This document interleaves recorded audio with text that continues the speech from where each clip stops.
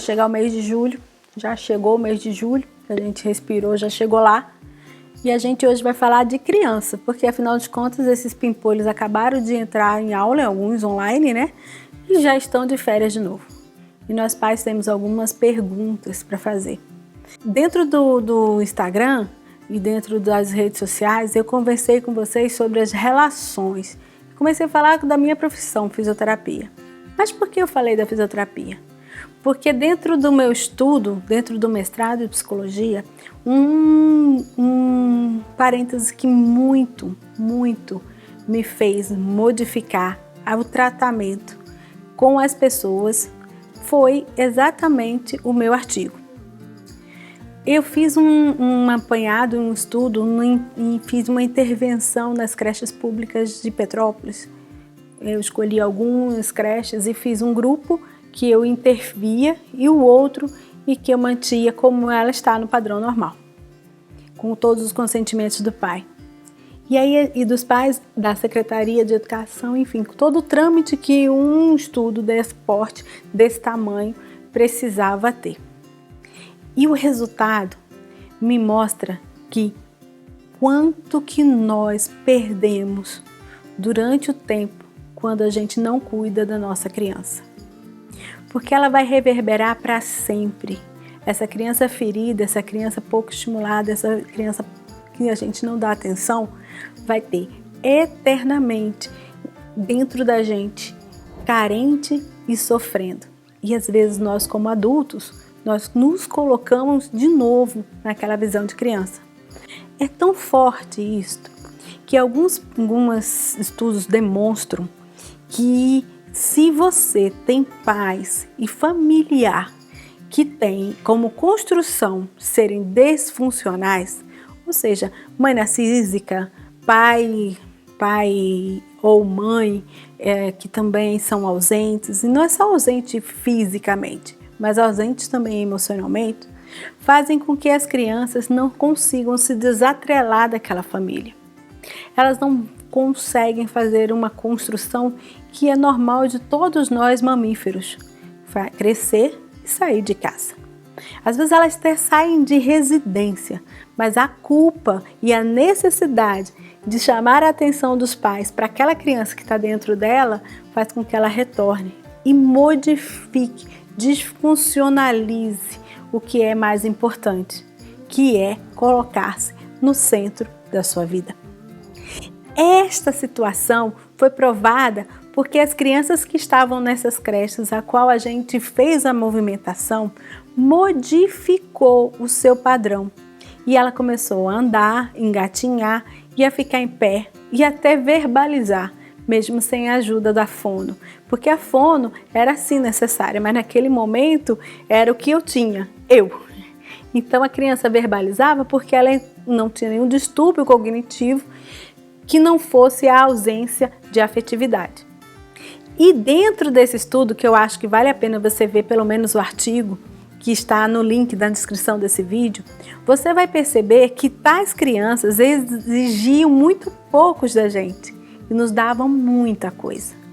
E isto é que faz com que a gente comece a compreender que estas situações geram em nós, adultos, a percepção de ser pouco valorizado. Então as crianças às vezes adoecem simplesmente porque na doença talvez seja um único momento em que ela seja importante. Um personagem principal na família, um personagem principal inclusive na creche. Então o adoecer dessas crianças também tem um interesse cognitivo e emocional capaz de fazer com que ela sinta vontade, disposição e mais, ela sinta necessidade de atenção e ela chama isso de doença. Então, a gente tem que compreender, nós como adultos, que a nossa doença, as nossas situações, a ausência de estimulações táteis, cognitivas na nossa infância vai reverberar para sempre. E que nós termos consciência disso é o primeiro passo para a gente enfrentar e cuidar da nossa própria criança. Daí a gente discutir de manhã né, ou mais cedo, se você dá uma olhada aqui em cima, rola para baixo, você vai me encontrar falando sobre isso quando eu começo a conversar com vocês sobre a relação. Por que então existem tantos pacientes crônicos dentro da própria terapia fisioterápica, né, terapia de fisioterapia? Um dos motivos é que eu, como pessoa, também passei por um momento em que a minha criança está ferida. E vou encontrar então um outro que está fisicamente dependendo da minha ciência para ser reabilitado. É uma sensação de narcisista, de importância, que se eu me sentir abandonado lá atrás, eu vou fazer o possível para que isso aconteça.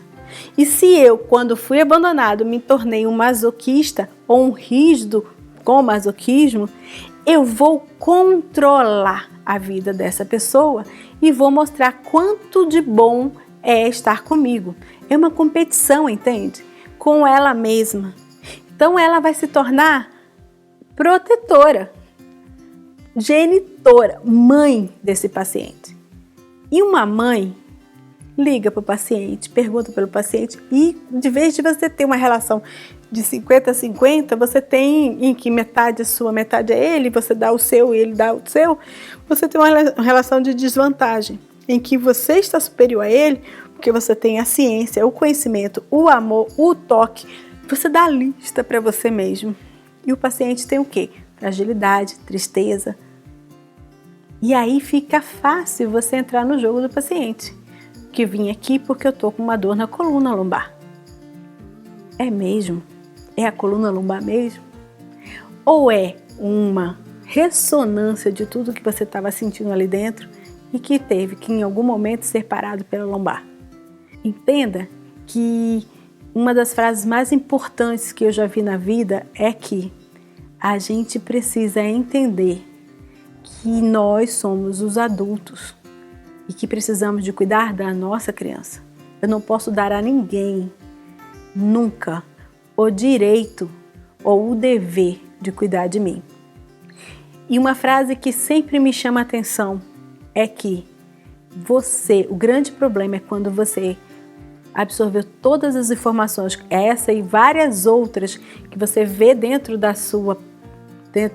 seu YouTube, do seu Instagram, enfim, e você se pergunta, sei agora e tenho consciência quem eu sou, mas qual é o lugar que eu tenho que me colocar? E eu vou te dar um conselho. Você vai ter que enfrentar. E enfrentamento dá medo. Isso é o nosso próximo assunto. Aguardo vocês.